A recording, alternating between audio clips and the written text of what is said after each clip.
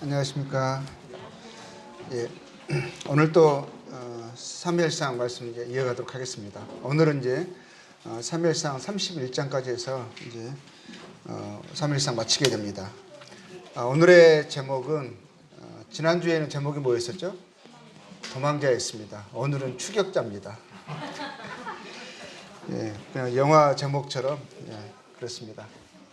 오늘은 이제 추격자라는 이름에서 알 수 있듯이 사울이 주인공입니다. 오늘은 이제 사울에 대해서 이제 사울의 이제 마지막까지 사무엘상 31장이 사무엘이 거기서 이제 마지막을 고하게 됩니다. 거기까지 저희들이 함께 살펴보도록 하겠습니다. 사울의 시작은요 그렇게 나쁘지 않았습니다. 그럼에도 불구하고 그에게 불안한 요소들이 보였었죠. 그는 사울은 왕이 되려는 그런 야망은 가지고 있지 않았어요. 그런 왕으로 선택이 되었죠. 기름 부음을 받았습니다. 그리고 이제 기름 부음 받은 자로서의 또 마땅한 겸손이 그에게 나름 있었습니다. 그런데 그에게 혹시나 하는 불안한 요소가 전혀 없었던 것은 아니었어요. 이스라엘 백성들이 왕을 요구한 것 자체가 그 동기가 하나님과 선지자 사무엘에게 불편한 것이었고 기쁨이 되지 않았습니다. 그것은 하나님이 그들의 왕 되심을 이스라엘 백성들이 거절하는 것이었고 하나님의 왕 되심을 버리는 그런 악한 동기에서 촉발된 그런 요구였기 때문입니다. 그렇게 사울이 왕이 되는 것을 기뻐하기보다는 오히려 두려운 마음으로 임했어야 했었죠. 그런데 하나님과 사무엘이 우려했던 곧 사울 자신과 이스라엘 백성들에게 일어나지 않도록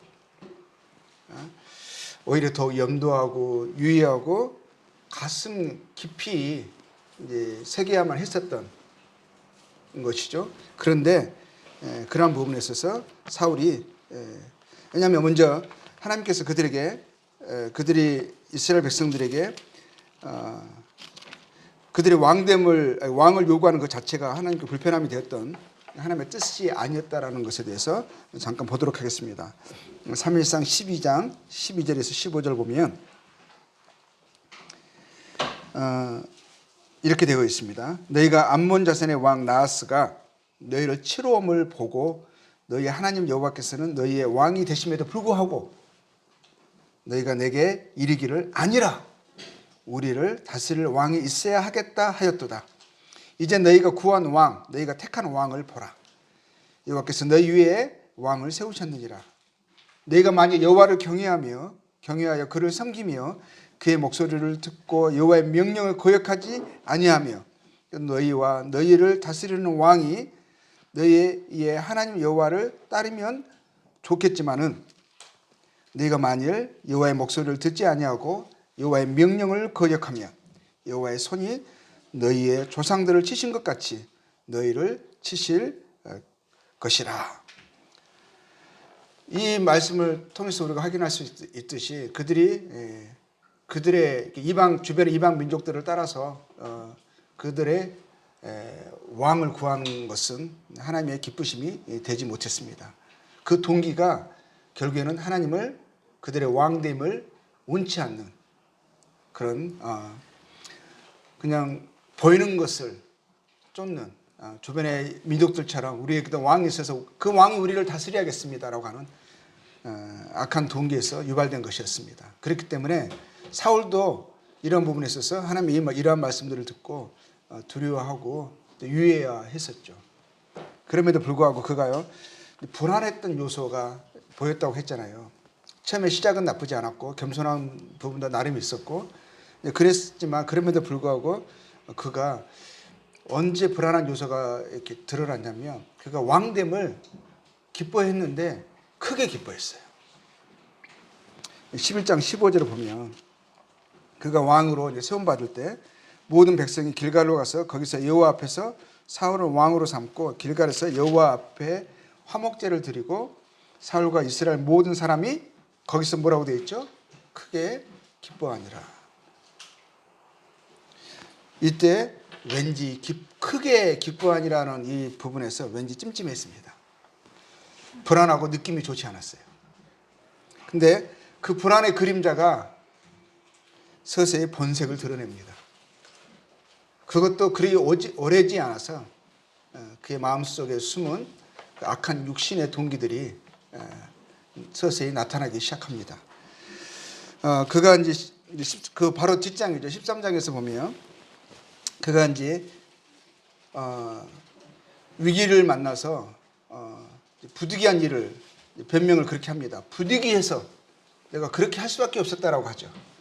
그게 이제 13장에서 이제 봅니다.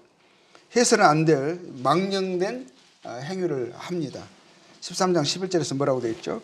그가 번제를 왕에게 허락되지 않는 사무엘 제사장에게 허락된 그 번제를 본인이 다급함에 쫓겨서 불안함에 붙잡혀서 번제를 드립니다. 기다렸어요, 나름. 그런데 끝까지 기다리지 못했죠. 그래서 13장 11절에 번제를 드리자마자 사무엘이 왔죠. 그래서 사무엘이 와서 왕에게 이렇게 묻습니다. 이렇게 말합니다. 13장 11절에 사무엘이 이르되 왕이 행하신 것이 무엇이냐 하니 사울이 이르되 이제 나름 이유가 있었어요. 백성은 내게서 흩어지고 당신의 정한 날 안에 오지 아니하고 블레셋 사람은 mikmas에 모였음을 내가 보았으므로 상황과 환경을 본 거죠.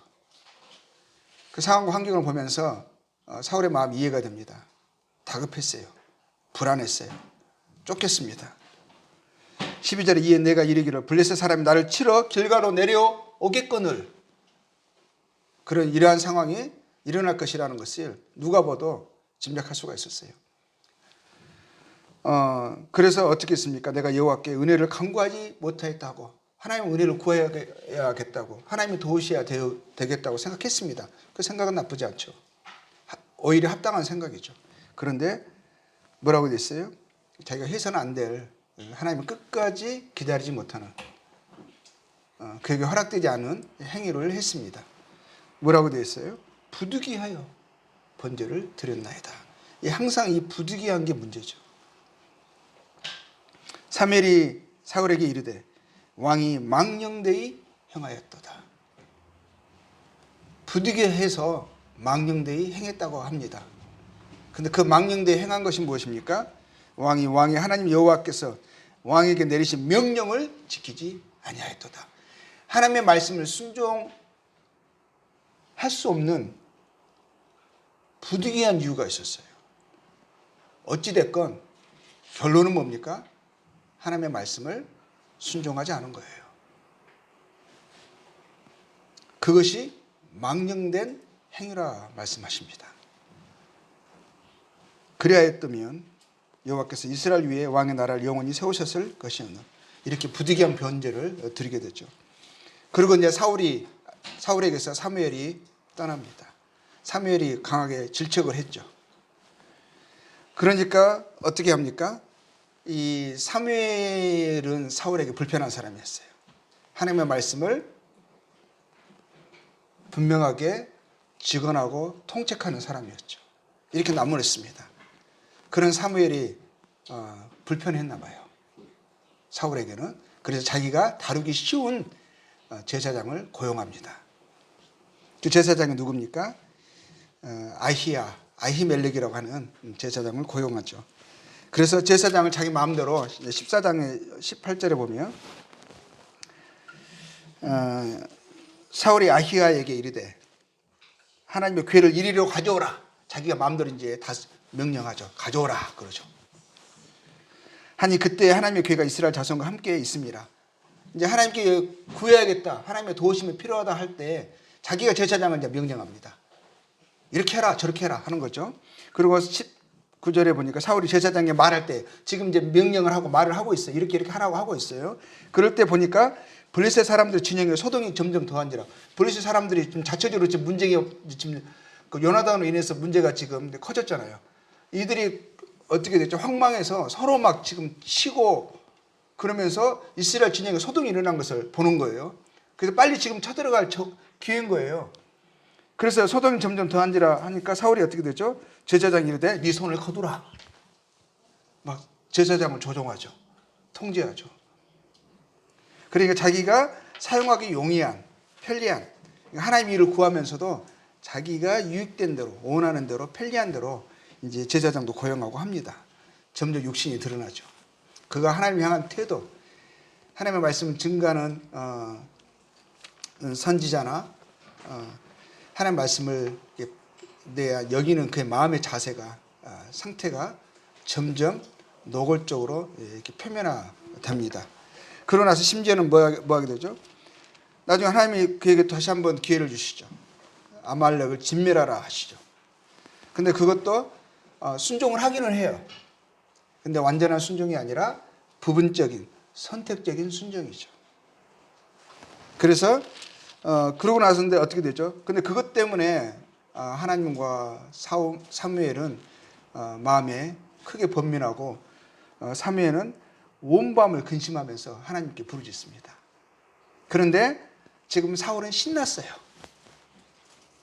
그래가지고 뭘 하냐면 15장 12절에 보면 사무엘은 무거운 마음으로 그 아침에 사울을 만나려고 아침에 일찍이 일어났더니 어떤 사람이 사무엘에게 말하여 이르되 사울이 갈멜에 이르러 자기를 위하여 기념비를 세우고 자기 이름을 높입니다. 승전비를 세웁니다. 발길을 돌려 길가로 내려갔다 하는지라.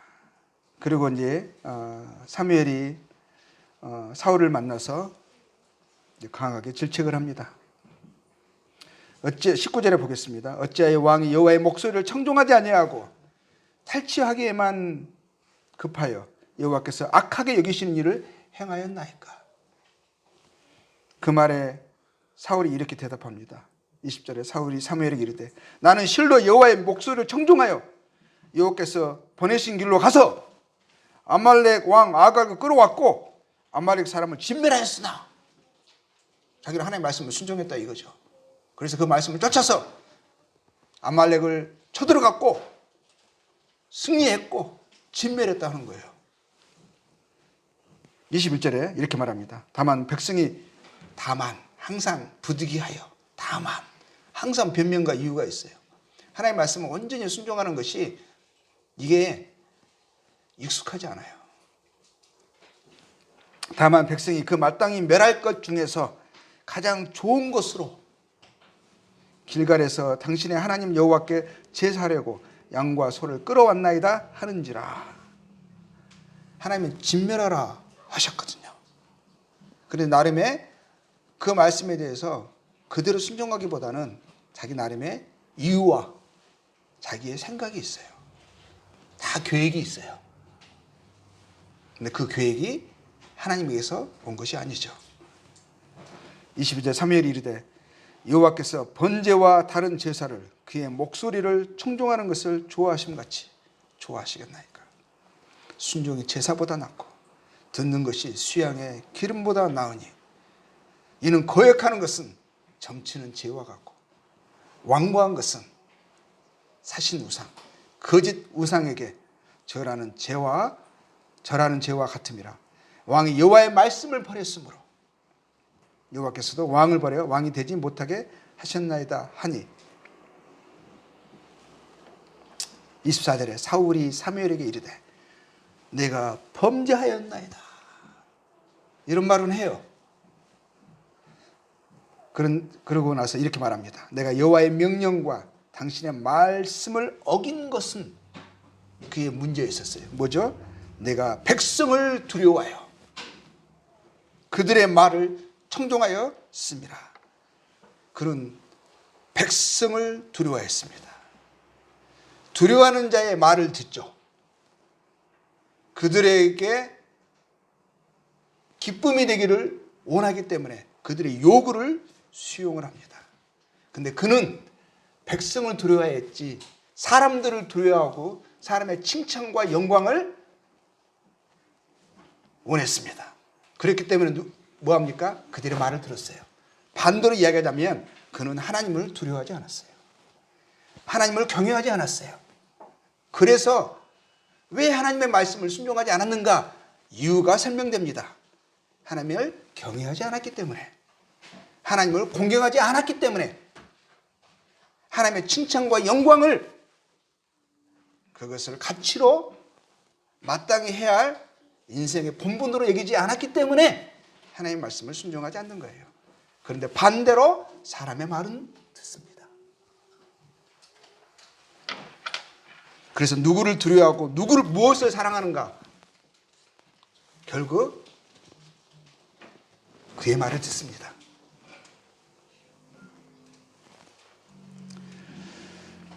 그리고 사무엘이 그렇게 하고 떠나려고 하죠. 이렇게 말하고 나서 하나님이 당신을 버렸다. 떠나려고 하는 사울의 옷을 잡습니다. 너무 세게 잡아서 그 겉옷이 찢어지죠. 그거는 위협이죠. 협박이죠. 감히 내 앞에서 네가 나를 떠나? 이거죠. 그러면서 그의 내면의 욕구를 드러냅니다. 더 노고라 시켜요. 그게 이제 30절에 나오죠. 15장 30절에 사울이 이르되 내가 범죄하였을지라도, 그전에 내가 범죄하였다 이러더니 이제는 내가 그랬다 할지라도 당신 이러면 안 되지 이러는 거예요. 범죄하였을지라도 이제 청하옵나니 내 백성의 장로들 앞과 이스라엘 앞에서 나를 높이사 나와 함께 돌아가서 내가 당신의 하나님 여호와께 경배하게 하소서. 하나님께 경배하는 것이 목적이었을까요? 사람들 앞에서 자기 얼굴을 살리라 이거죠. 백성들이 나를 존경하고 나를 높이고 따르게 협조해라 이거죠. 결국에는 그는 하나님이 그를 어떻게 여기시는가 그것에 별로 마음을 두지 않았어요. 사람이 나를 어떻게 대하는가 그것이 그의 생각과 그의 마음을 온통 붙잡고 있었어요. 하나님이 그를 떠납니다. 16장에서 16장 14절에 떠난 부분이 나오죠. 여호와의 영이 사울에게서 떠나고 여호와께서 부리시는 악령이 그를 번뇌하게 한지라. 여호와께서 부리시는 악령이라고 말씀하셨어요. 하나님이 허락하신 거죠. 근데 그를 번뇌하겠다고 하는데 이 악령이 뭘까요? 아담과 하와가 범죄하고 나서요. 제일 먼저 그들에게 일어난 게 뭐죠? 그전에 없던 감정이 그 안에서 소용돌이치고 그들을 주장합니다. 부끄러움이 일어났고요. 두려움이 임했어요. 악을 행하는 노마서 말씀에 보면 악을 2장인가요? 악을 행하는 각 사람의 영에는 환난과 공고가 있으리니 라는 말씀이 있어요. 그래서 그의 마음이 15절에 보면 사울이 신하들이 그에게 이르되 보소서 하나님께서 부리시는 악령이 왕을 번뇌하게 하온즉 번뇌가 시작됩니다. 하나님이 떠나고 또 그가 원하는 사람들에게 칭찬과 영광을 받고 높임을 여전히 받고는 있어요. 근데 그의 마음은 번뇌가 시작됐습니다. 괴롭습니다. 외적으로는 여전히 왕의 자리에 있어서 사람들의 칭송과 존귀를 받지만 그의 마음은 번뇌가 있습니다. 환난과 공고가 있습니다. 평강이 없어요. 기쁨이 없습니다. 소망이 없어요. 세상의 소망 말하는 거 아니에요. 산 소망이 없어요. 그래서 23절에 어떻게 됩니까? 하나님께서 부리시는 악령이 사울에게 이를 때에 다윗이 수금을 들고 와서 손으로 탄즉 사울이 상쾌하여 났고 악령이 그에게서 떠나더라. 이게 이제 뭐죠? 뭘까요? 하나님으로 그 마음이 화평되지 않는 거죠. 하나님의 그의 기쁨과 능력이 되지 못합니다. 다른 것으로 그 번뇌한 마음을 상쾌하게 해야 되는 거예요. 음악도 사용하고요. 우리가 일상적인 거 있잖아요. 하나님으로 그 어려움들이, 마음의 갈등과 문제들이, 번뇌가 해결되어지는 것이 아니라, 하나님께 나아가는 것이 아니라 다른 어떤 것으로 그 마음을, 다른 음악이나 다른 어떤 사람이든지 영화든지 이제 이러한 것으로 잠시 술이든지 잠시 이제 있는 거죠. 그것으로 이제 해결을 받는 것입니다. 그래서 그리고 또 뭐가 일어나죠? 갈수록 이제 더 노골화가 되죠. 18장에 보면 18장에 결정적으로 그를 빡치게 하는 게 일어났어요. 18장 6절에 무리가 돌아올 때, 곧 다윗이 블레셋 사람을 죽이고 돌아올 때, 다윗의 승리예요. 그렇죠? 다윗이 크게 승리하고 이긴 거예요. 근데 여인들이 돌아올 때 이스라엘 모든 성읍에서 나와서 노래하며 춤추며 소고와 경세를 가지고, 탬버린 같은 거죠, 가지고 왕 사울을 환영하는데, 그래도 왕이니까 사울을 환영하잖아요. 이 전쟁은 다윗의 전쟁이고 다윗의 승리한 건데, 다윗은 왕에 속한 장군이니까 장군의 승리가 왕의 승리인 거죠. 그래서 왕을 환영하는 거예요. 근데 어떤 여인들이 7절에 뛰놀며 노래하여 이르되 사울의 죽인 자는 천천히요 다윗은 만만이로다 한지라. 이거는 과장된 표현이 아니에요. 오히려 왕의 얼굴도 살려준 거예요. 다윗이 다 한 거예요. 다윗의 전쟁이었고 다윗이 승리한 거예요. 그럼 이것으로도 자기의 장군의 승리가 자기의 승리고 이스라엘의 승리잖아요. 마땅히 기뻐하고 즐거워해야 되는데, 이 말이 뭐죠? 그 마음속에 있는 시기를 밖으로 드러내게 했습니다. 뭐죠? 사울이 그 말에 불쾌하여 심히 노하여 이르되 다윗에게는 만만을 돌리고 내게는 천천만 돌리니 그가 더 얻을 것이 나라 말고 무엇이냐 하고, 뭐죠? 그날 후로는 사울이 다윗을 주목하니라. 시기가 분노로 부끄러움 없이 그대로 발현되어 버렸어요. 그리고 이것을 뭐로 왜곡시키죠? 다윗의 역모의 가능성으로 왜곡을 시킵니다. 합리화시키는 거죠. 그리고 나서 19장 1절에서는요. 사울이 그의 아들 요나단과 그의 모든 신하에게 다윗을 죽이라 말하였더니 살해 명령을 내립니다. 다윗은 몰랐어요. 근데 그것을 그 아들 요나단이 알려줍니다. 그러면서 요나단이 말하면서 자기가 아버지와 단판을 짓겠다. 아버지가 너를 이렇게 여겨서는 안 된다 라고 하면서요, 요나단이 이제 4절에 보면 사울에게 이렇게 말합니다. 요나단이 그의 아버지 사울에게 다윗을 칭찬하여 이르되 원하긴대 왕은 시나 다윗에게 범죄하지 마옵소서. 그는 왕께 득죄하지 아니하였고 그가 왕께 행한 일은 심히 선함이니이다. 그가 자기 생명을 아끼지 아니하고 블레셋 사람을 죽였고 여호와께서는 온 이스라엘을 위하여 큰 구원을 이루셨으므로 왕이 이를 보고 기뻐하셨거늘 어찌 까닭없이 다윗을 죽여 무죄한 피를 흘려 범죄하려 하시나이까. 이 말에요. 그래도 사울이 일말의 양심이 있어서 아직까진 그래도 뭡니까? 이 말에 반응을 했어요. 6절에 사울이 요나단의 말을 듣고 맹세하되 여호와께서 살아계심을 두고 맹세하거니와 그가 죽임을 당하지 아니하리라 하고 다시 요나단이 다윗을 불러서요 그 모든 일을 그에게 알리고 요나단이 그를 사울에게로 인도하니 그가 사울 앞에 전과 같이 있었더라. 다시 이제 사울 앞에 왕래하게 됩니다. 8절에 전쟁이 다시 있으므로 다윗이 나가서 블레셋 사람들과 싸워 그들을 크게 쳐 죽이며 그들이 그 앞에서 도망하니라. 다윗은 지혜로운 용맹한 영웅이고 장수죠. 그러죠? 근데 그럼에도 불구하고 사울이 손에 단창을 가지고 그의 집에 앉았을 때 여호와께서 부리시는 악령이 사울에게 접하였으므로, 그런데도 다윗이요, 그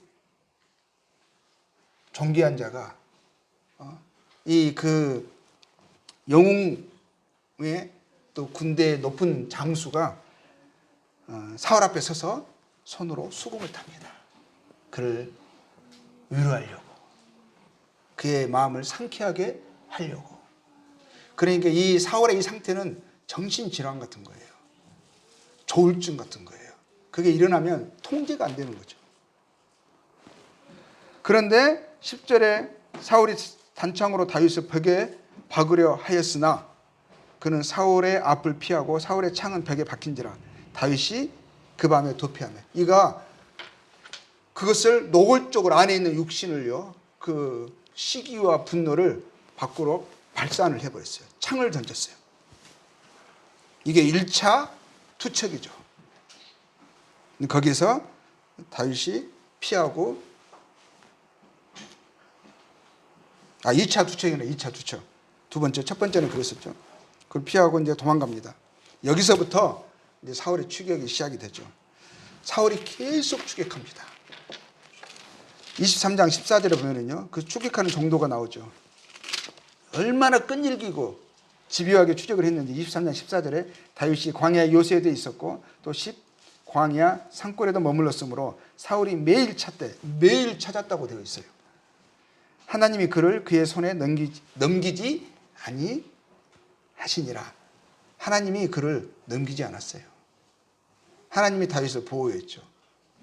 사울은 악랄하고 집요하게 다윗을 추적했지만 그를 잡을 수가 없었어요.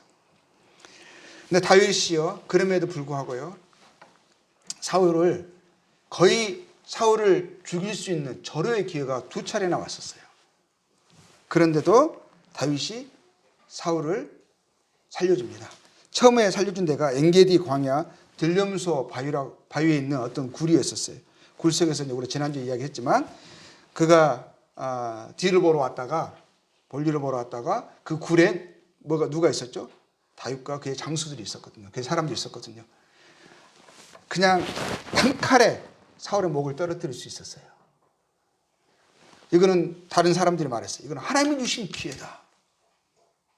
당신의 원수를 처리하소서. 그런데 다윗이 금했죠. 하나님께서 기름 부으신 자를 하나님이 내 손으로 처리하기를 원치 않는다 하면서 그의 겉옷자락만 살짝 보입니다. 그럼에도 그 마음이 찔렸다고 되어 있어요. 그런데 24장, 그러고 나서 나중에 그걸 알지죠.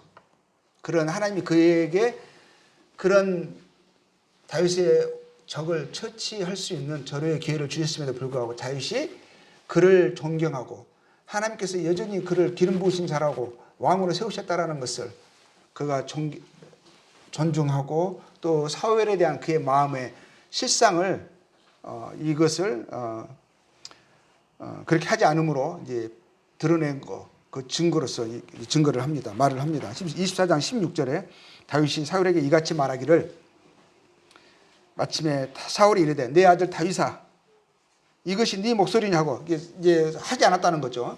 그러니까 뭐라고 하죠? 사울이 그걸 듣고 나서요, 사울이 안 거잖아요. 다윗이 자기를 여전히 존중하고 있고 왕으로 여기고 있고 자기는 그렇게 다윗에게 나쁘게 했어요. 정말 나쁘게 했어요. 다윗같이 충성된 자가, 자기를 존귀히 여기는 자가 없음에도 불구하고 심지어는 자기의 사위였었어요. 그럼에도 불구하고 다윗은 그 마음을 변치 않았거든요. 그런데 죽일 수 있는 기회가 왔는데도 다윗은 죽이지 않고 겉옷자락만 베고, 내가 당신을 높이는 것을 남들이 뭐라고 하든 당신의 마음이 뭐라고 충동하든 그것은 사실이 아닙니다. 실상은 이렇습니다. 나는 당신을 왕으로 여기고 있고 또 하나님이 당신을 기름 부으셨기 때문에 나는 당신을 존중합니다. 증거가 이것입니다. 라고 말을 할 때 사울의 마음이 격동됐어요. 크게 울었다고 되어 있습니다. 근데 그 울음이요, 별 쓸모가 없었어요. 그렇게 울기는 울었거든요. 그러고 나서 18 뭐라고 되어 있어요? 다윗에게 이르되 너는 나를 확대하되 나는 너를 학대하되 너는 나를 선대하니 너는 나보다 의롭도다. 당연한 말을 하고 있어요. 네가 나 선대한 것을 오늘 나타냈나니 여호와께서 나를 네 손에 넘겨셨으나 네가 나를 죽이지 아니하였도다. 그러죠. 그런데 역시나 또 그때는 그래가지고 서로 각자 갈 길을 가거든요. 근데 조금 있다 또 추격해 옵니다. 이번에는 10광야 10이라는 지역에 이 사람들이요, 이 발음이 좀 그래서 10광야 이 사람들이 다윗의 사울에게 가서 알렸어요. 다윗이 지금 여기 숨었다고. 잡으려면 지금이 적시라고. 근데 그 사람들이 누군 줄 아세요? 10사람들이 다윗과 같은 유다 지파 사람들이에요. 그러니까 모든 백성들이요, 심지어는 다윗의 지파 사람들도 사울의 편이었었어요. 그래서 다윗은 정말 자기 유해하는 사람이 없었어요. 다 그들의 원수였었어요. 심지어는 자기 지파까지도. 그래가지고 그 광야 10광야 하길라 산 길가의 진영에 진을 이들이 쳤거든요. 사울이 쳤는데 그 밤중에 다윗이 아비새 장군 한 명과 두 명이 그 진영에 들어가요. 그래가지고 아비새가 그랬어요. 그 사울이 다 자고 있었어요. 깊이 잠들어 있었어요. 그 사울의 머리맡에 창이 꽂혀 있었어요. 사울의 창이. 아비새가 그랬어요. 내가 한 번에 끝낼 수 있다. 하나님이 주신 기회다. 두 번도 필요 없다. 한 번에 끝내버릴 수 있다. 다윗이 금지했어요. 그리고 그 창과 그 옆에 있던 사울의 물병만 가지고 갔어요. 근데 그게 26장에 나오죠. 26장. 그러고 나서 이제 나중에 말하죠. 또 한 번 말하죠. 내가 당신을 하나님 그 기회도 불구하고 내가 당신의 목숨을 건들지 않았다. 제발 나의 마음을 믿어주세요. 그런데 사울이 또 그게 뭐라고 합니까? 21절에 26장 21절에 사울이 이르되 내가 범죄하였도다. 내 아들 다윗아 돌아오라. 그 말을 믿을 수 있겠어요? 이 사람은 맹세, 약속 이것이요 별로 진정성이 없어요. 그냥 하는 말이에요. 그냥 하는 맹세예요. 언제 그러냐 하고 돌이킵니다. 다윗을 내 아들 다윗아 돌아오라. 네가 오늘 내 생명을 귀하게 여겼은즉 내가 다시는 너를 해하려 하지 아니하리라. 내가 어리석은 일을 하였으나 대단히 잘못되었도다 하는지라 하면서 이야기하죠. 그러고 나서 다윗은 결국은요, 이제 사울이 이렇게 25절에 이렇게 말합니다. 사울이 다윗에게 이르되 내 아들 다윗아 네게 복이 있을지로다. 네가 큰 일을 행하겠고 반드시 승리를 얻으리라 하니라. 다윗은 자기 길로 가고 사울은 자기 길로 돌아가니라. 이게 이제 2차 살려준 거거든요. 그런데 다윗에게 그랬죠. 내가 돌아오라. 내가 다시는 안 그러겠다. 그랬거든요. 근데 또 그 말을 당연히 믿을 수 없죠. 다윗이 믿을 수 있겠어요? 또 추격해 올 거죠. 조금 있으면. 또 그 마음이 격동되면. 그래서 다윗이 결국 어떻게 하냐면 블레셋 사람들의 땅으로 갑니다. 자기의 나라를 지경을 떠나서 그 전에 적이었던 블레셋 사람들의 땅으로 가서 거기서 1년 4개월을 있어요. 그 가운데 그러고 나서 이제 그 다윗이 블레셋 지경에 있는 그 시점에 이제 사울이 그의 아들들과 함께 그 기간 안에 죽습니다. 이제 블레셋과의 전투에서 길보아 산 전투에서 블레셋과의 싸움에서 사울과 그의 아들들이 죽고 전쟁에서 크게 패하죠. 거기서 전사합니다. 사울이. 전사할 때 자결하죠. 자결. 그리고 그 적들이 그의 시체의 목을 베고 그리고 그의 몸을 그 벳산 성벽에 못 박습니다. 그런데 길르앗 야베스 사람들이 그 길르앗 야베스 사람들 처음에 사울이 왕이 되기 전에 그 사람들을 도왔죠. 그 승리로 이제 사울이 어떻게 보면 이제 왕으로 인정을 국민들에게 백성들에게 받았었죠. 근데 그 사람들이 처음에 자기를 도왔던 그 사람들이 길르앗 야베스 사람들이 사울을 그 아들들의 시체를 거기서 목숨을 위협에도 불구하고 그를 이제 구해내서 합당한 장사를 치러줍니다. 이렇게 해서 사울의 삶이 이제 끝납니다. 사울은요, 한마디로 지극히 평범한 육신의 사람이었습니다. 그의 문제는 어떤 문제였을까요? 육신의 문제였습니다. 그의 특징은 바로 육신이 갖는 아주 평범한 형태입니다. 로마서 8장 보겠습니다. 로마서 8장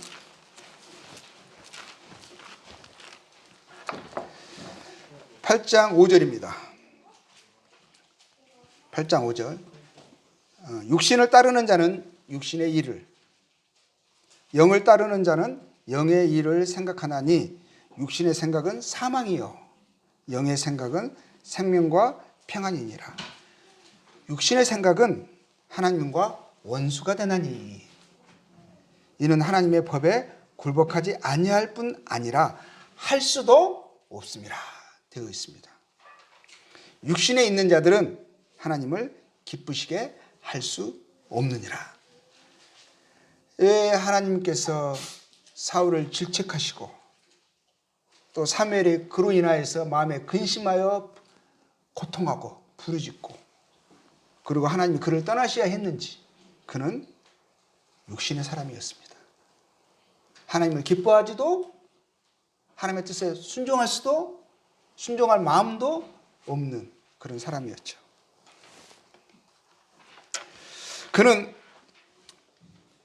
사울은요, 그의 신하들과 이스라엘 백성들에게는요, 나쁘지 않는 무난한 왕이었습니다.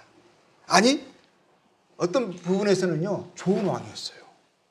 좋은 왕이었을 것 같아요. 왜냐하면 백성들이 따랐거든요. 전쟁에서 많은 승리를 했고요.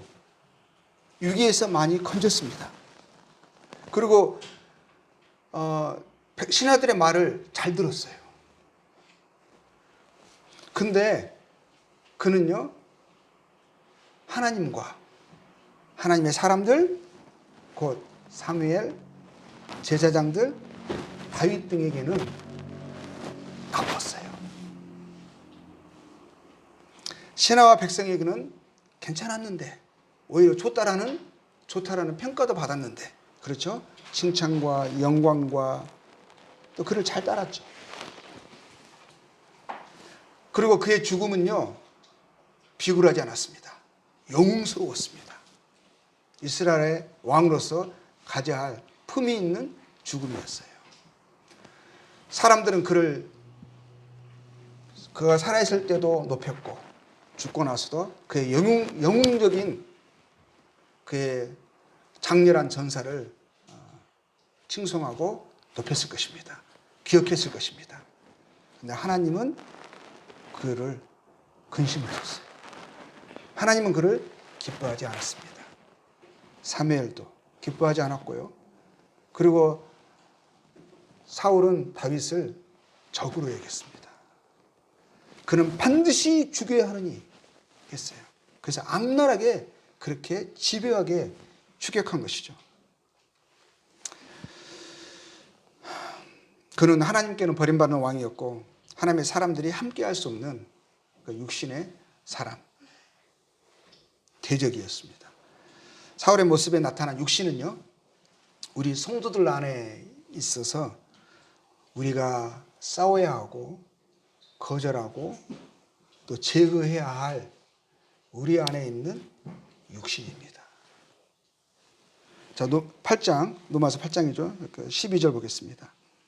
그러므로 형제들아, 우리가 빚진 자로 돼 육신에게 져서 육신대로 살 것이 아니니라. 그 사울이 저희 안에 있어요. 그 육신이 저희 안에 있습니다. 그래서 이제는 어떻게 뭐라고 말씀하시죠?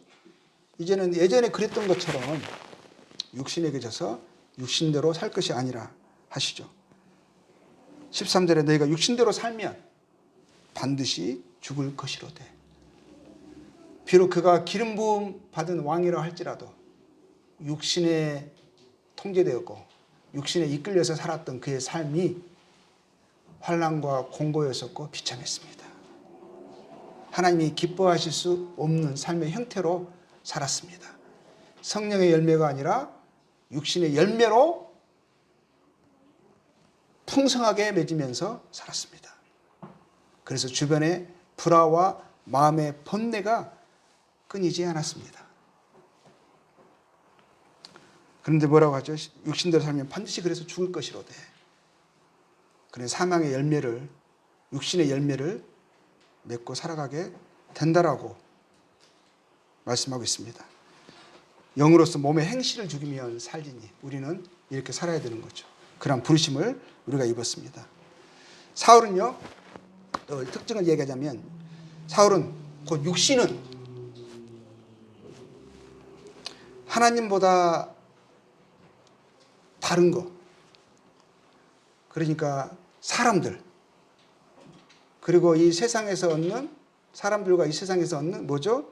영광, 칭찬, 높임, 재물, 육신의 정욕, 쾌락, 이러한 것들을 하나님보다 더 뭐한 거죠? 사랑한 거예요. 더 중요하게 여긴 거죠. 더 공경한 거예요. 그리고 두려워한 거예요. 뭘요? 얻지 못할까봐. 다른 사람보다 적게 얻을까봐. 또 얻은 것을 잃을까봐. 그의 경외가, 그의 공경과 사랑이 누구에게 있죠? 하나님께가 아니라 그러한 것들이 있는 거죠. 그게 육신의 특징입니다. 그러면 사울의 번뇌와 공고, 불화의 원인은 뭘까요? 말씀드린 대로 하나님을 경외하지 않고 하나님을 사랑하는 마음이 진지하지 않거나 적기 때문이에요. 하나님을 공경하고 사랑하는 것보다 다른 것, 세상과 자신과 또 사람들, 재물을 실상 더 사랑하고 좋아하고 높이기 때문이죠. 실제 이유는요, 이렇게 간단합니다. 변명과 이유는 많아요. 근데 실제가 이거라 이거죠. 민낯이 이거예요. 예레미야서 2장 19절에는 이렇게 말씀하고 있어요. 네 악이 너를 징계하겠고 네 반역이 너를 책망할 것이라. 그런즉 네 하나님 여호와를 버림과 네 속에 나를 경외함이 없는 것이 뭐라고요? 악이요 고통인 줄 알라. 주 만군의 여호와의 말씀이니라. 하나님을 경외함이 없는 것, 하나님을 사랑함이 없는 것, 그것이 번뇌의 원인입니다. 그게 악과 고통의 뿌리고 실상입니다. 마태복음 6장 24절에는 이런 말씀이 있어요. 한 사람이, 주님이 하신 말씀이죠. 한 사람이 두 주인을 섬기지 못할 것이니 혹 이를 미워하고 저를 사랑하거나 혹 이를 중히 여기고 저를 경히 여김이라. 너희가 하나님과 재물을 겸하여 섬기지 못하리라. 사울이 뭐라고 그랬죠? 내가 백성을 두려워하여 그의 그들의 말을 따랐나이다. 하나님과 당신의 말을 내가 어긴 것은 그랬죠. 하나님 이렇게 말씀하시는 거예요. 이 재물 가운데 재물뿐만 아니라 많은 것 포함되어 있죠. 그러니까 4월에 그러한 것들이 포함되어 있죠. 뭐 재물, 사람들, 사람의 칭찬, 뭐 여러 가지 것들이 있죠. 근데 뭐라고 말씀하시냐면, 하나님 뭐라고 말씀하시냐면, 네가 그것을 나보다 더 공경한다. 나보다 더 사랑한다. 존중이 여깁니다. 그래서 그의 말을 듣고 있잖아. 그래서 그것을 따르고 있잖아. 다른 변명 안 해도 돼. 실제가 민낯이 이거야. 요한복음 5장 42절에서는 주님 이런 말씀하셨어요. 사람들에게요 이렇게 말씀하셨어요. 다만 하나님을 사랑하는 것이 너희 속에 없는 것을 내가 아노라. 5장 44절에는 이렇게 말씀하셨어요. 너희가 서로 영광을 취하고 유일하신 하나님께로부터 오는 영광은 구하지 아니하니 어찌 나를 믿을 수 있느냐. 그것을 더 존중히 여기고 그것을 더 사랑하고 그것을 쫓는데 어떻게 나의 말이 너희 귀에 들어오겠느냐. 어떻게 나의 말을 가치로 알고 그 말을 순종하고 싶겠느냐. 순종도 안 되고 할 수도 없습니다. 육신에 있는 자들은 하나님을 기쁘시게 할 수 없고 하나님의 말씀을 순종할 수도 없고 순종할 마음도 실상은 없어요. 선택은 순종을 하죠. 선택적인 순종이죠. 자기가 원하는 부분. 이렇게 하면 복이 좀 되겠다. 복 받을 수 있겠다. 라고 하는 그러한 부분에서는 또 하죠. 요한복음 15장 보겠습니다. 15장 9절에요.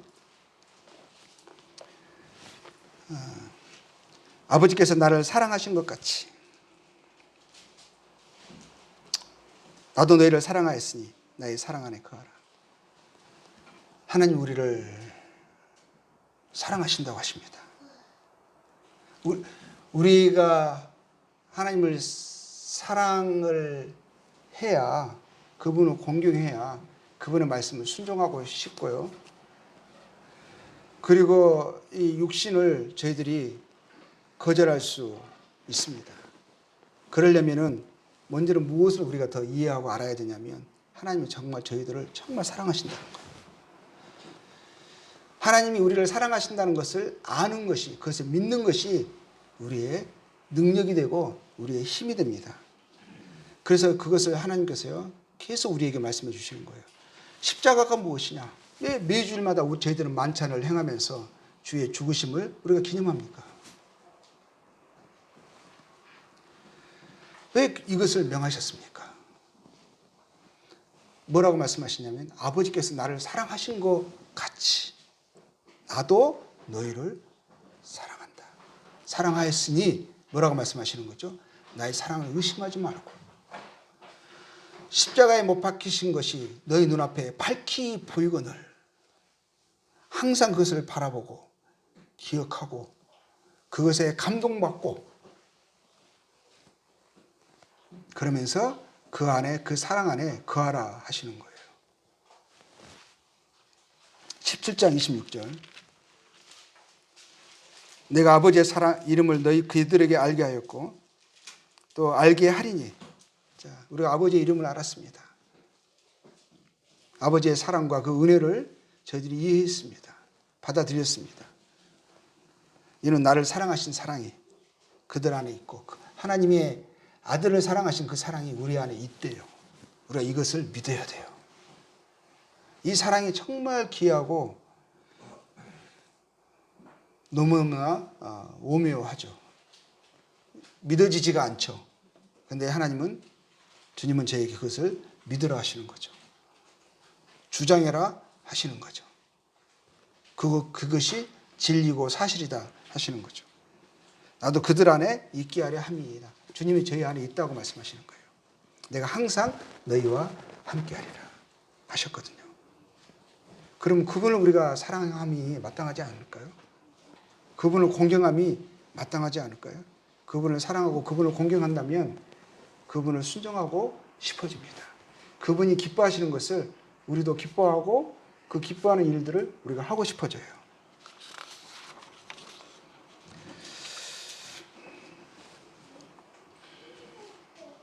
자, 요한일서 보겠습니다. 요한일서 2장 15절에서 17절 보겠습니다. 이 세상이나 세상에 있는 것들을 사랑하지 말라. 누구든지 세상을 사랑하면 아버지의 사랑이 그 안에 있지 아니하니.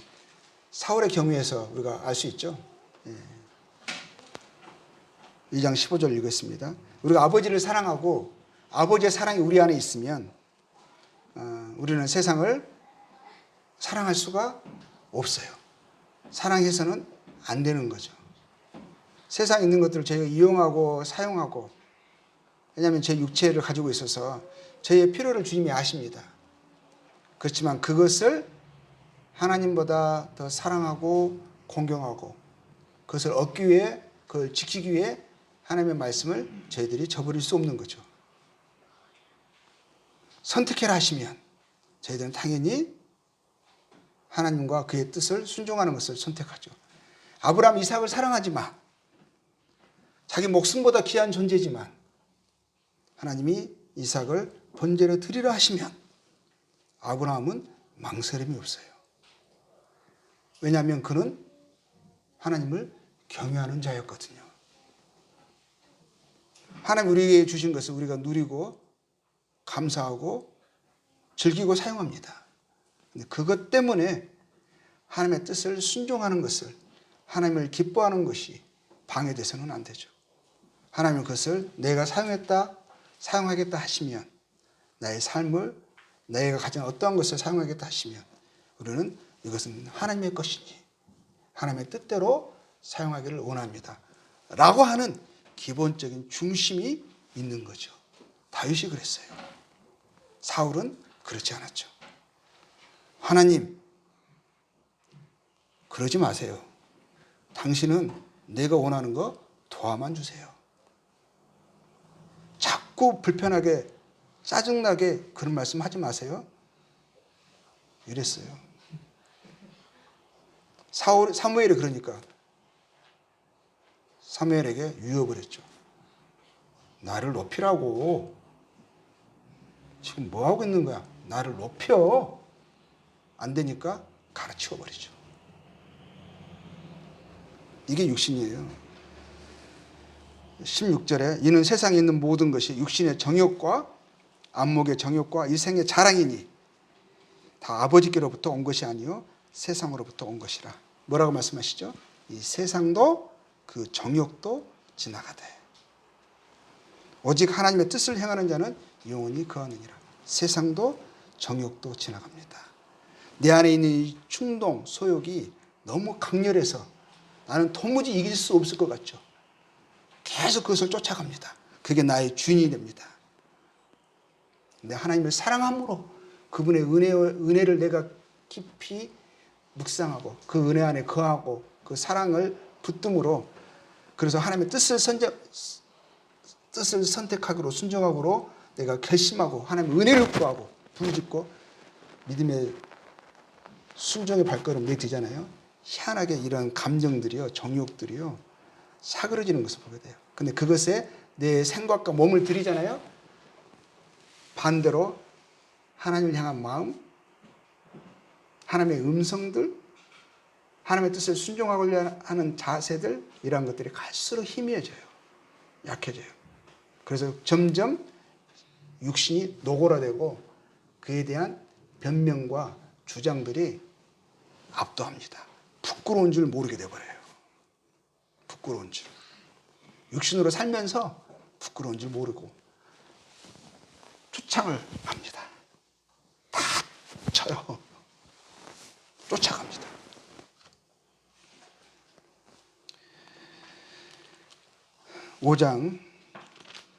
요한일서 5장 3절 보겠습니다.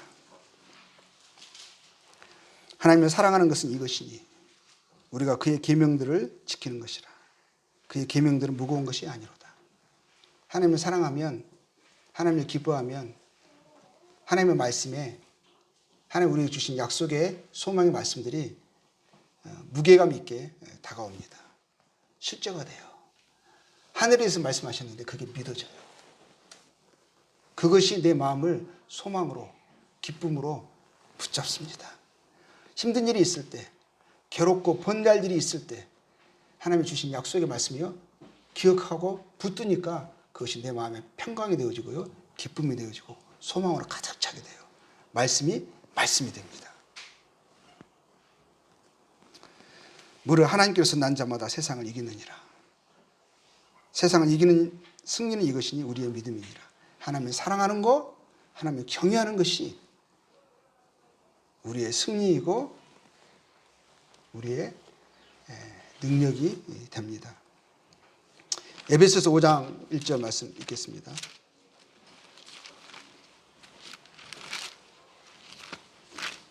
에베소서 5장. 자, 그러므로 사랑을 받는 자녀같이, 자, 아버지께서 나를 사랑하신 것 같이 나도 너희를 사랑하였으니 나의 사랑 안에 거하라셨죠. 5장 1절에서 에베소서, 그러므로 사랑을 받는 자녀같이 너희는 하나님을 본받는 자가 되고 그리스도께서 너희를 사랑하신 것 같이 너희도 사랑 가운데서 행하라. 우리가 사랑의 사람이 되어갑니다. 되려고 하는 소원을 갖습니다. 진보가 이루어집니다. 그는 우리를 위하여 자신을 버리사 향기로운 제물과 희생제물로 하나님께 드리셨느니라. 자, 8절 보겠습니다. 너희가 전에는 어둠이더니, 그렇죠? 이제는 주 안에서 빛이라. 빛의 자녀들처럼 행하라. 빛의 열매는 모든 착함과 의로움과 진실함에 있느니라. 자, 이런 열매들이 제 안에서 당연히 일어나야 되고 맺혀져야 하는 것이고요. 그러한 열매들이 우리 안에서 크든 작든 100배든 60배든 30배든 결실하는 그런 삶으로 저희들이 마땅히 영으로서 몸의 행실을 죽이면서 살아가는 그런 저희들 되어져야 할 것입니다. 하나님을 그 무엇보다도 누구보다도 경외하고 사랑하는 자들로 함께 자라갑시다. 갈수록 사울이 아닌 다윗으로, 사울은 죽고 다윗이 우리 안에서 흥했으면 좋겠습니다. 세례요한이 주 예수님에 대해서 이렇게 말씀하셨죠. 그는 흥하여야 하겠고 나는 쇠하여야 하리니. 우리 안에서 육신이 쇠하여지고 하나님 우리에게 주신 약속의 말씀들, 그 소망, 성령께서 우리 안에 내주신 성령께서 우리 생각과 우리의 말과 행동으로 성육신화 되어져서 우리가 가는 곳에 그리스도의 향기가 나타나고 하나님이 저희의 선한 행실을 통해서 영광을 받으셨으면 좋겠습니다. 우리 안에서 주 예수님의 모습이 갈수록 흥하고 육신은 갈수록 쇠하여졌으면 좋겠습니다.